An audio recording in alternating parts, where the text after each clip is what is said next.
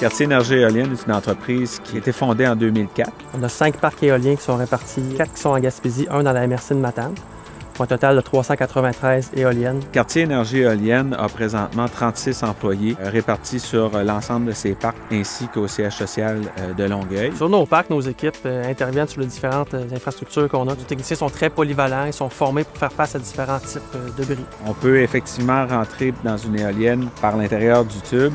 On a une échelle qu'on va monter. Tous les composantes sont à l'intérieur. C'est à partir de là qu'on va faire l'entretien. On essaie toujours de s'améliorer, autant au niveau de l'efficacité, mais surtout au niveau de la santé et sécurité. Puis une des choses qui est sortie, c'était au niveau de la manipulation des câbles d'acier. Les câbles, il faut les monter dans le fond pour faire l'installation de la plateforme.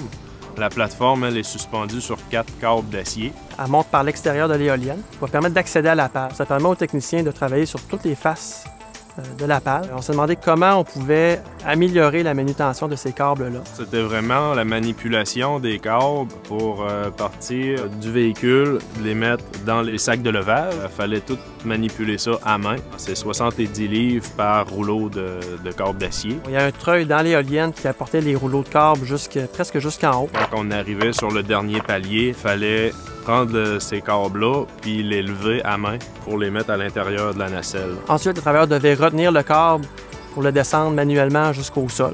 À la fin de la journée, il fallait retirer ces 4 câbles-là, attacher les câbles sur une corde et on les laissait tomber doucement, on les retenait. Le travailleur en haut de l'éolienne devait utiliser sa force, ses bras, pour retenir la descente, la chute du câble. Et presque sur une base quotidienne, dépendamment de l'ampleur des réparations. Même si on respectait les standards, même si c'était correct ce qu'on faisait, on voyait l'opportunité de faire mieux. Cette innovation-là, c'est pas le résultat d'un accident, d'un incident. On a voulu être proactif. On a développé un treuil qui pouvait monter et descendre les câbles assez rapidement. Donc, on a quand même 80 mètres à parcourir. Le treuil est installé à l'intérieur de la nacelle. Il y a 2 ancrages. On a juste à déplacer le treuil d'un endroit à l'autre. Le treuil, ça fait partie d'un assemblage en aluminium. À l'intérieur, il y a un baril qui est fait pour enrouler le câble dessus. Ensuite, il y a une boîte de réduction qui sert à initier le mouvement dans le fond du baril à l'intérieur. Et tout ça est activé avec une perceuse électrique qui est fixée aussi à cette structure-là. On va descendre une corde de 300 pieds jusqu'en bas par l'extérieur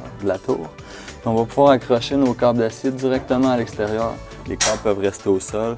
Puis on va les remonter à l'aide de notre machine. Il y a un système mécanique de frein d'urgence entre le boîtier réducteur puis la perceuse. Puis la perceuse aussi est équipée d'un arrêt d'urgence électrique. On n'a pas seulement amélioré l'aspect sécurité, on a amélioré un peu l'efficacité également. On a l'occasion aujourd'hui d'avoir une équipe de travailleurs qui est relativement jeune. Dans 20 ans, on veut garder ces travailleurs-là. Santé et sécurité rime avec efficacité. Donc, quand c'est sécuritaire, quand les gens ont les bons outils, les bons équipements, la bonne formation, les bonnes procédures, tout est en place, ça fonctionne bien, c'est très rapide, c'est très efficace.